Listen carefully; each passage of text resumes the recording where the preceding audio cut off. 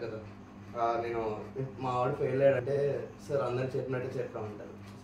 వాళ్ళ అష్యూరెన్స్ ఇవ్వలేరు. 100 మందిలో 100 మంది ఉన్నారు, అష్యూరెన్స్ 100% అష్యూరెన్స్ ఉంటుంది కదా. 110 మెంబర్స్ పాస్ అవ్వరు.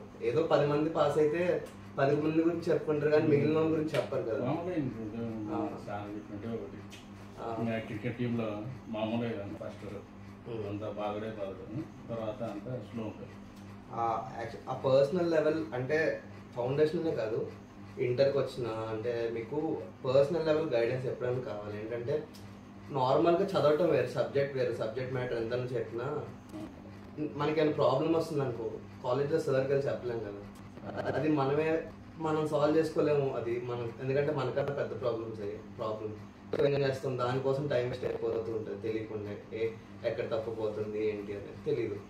సో ఏం చేస్తాం, ఒక లూప్ చేస్తాం, పదే సేమ్ ఇలా చేసి తెలియదు అండి. ఇంకా అప్పుడు మళ్ళీ మనం ఎక్స్ప్లోర్ చేసి ఏం చేయాలి బెస్ట్ అని అప్పుడు చూస్తే ఓకే ఇప్పుడు చేసింది ఇక్కడ మిస్టేక్ వస్తుందని మనకు తెలియదు. మనం చేసేది ఎప్పుడు మనకు తెలియదు కదా తప్పు.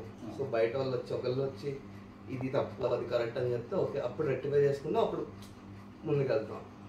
అది చాలా డిఫరెన్స్ వస్తుంది యాక్చువల్లీ కాలేజ్కిను పర్సనల్ మెంటర్షిప్ చాలా.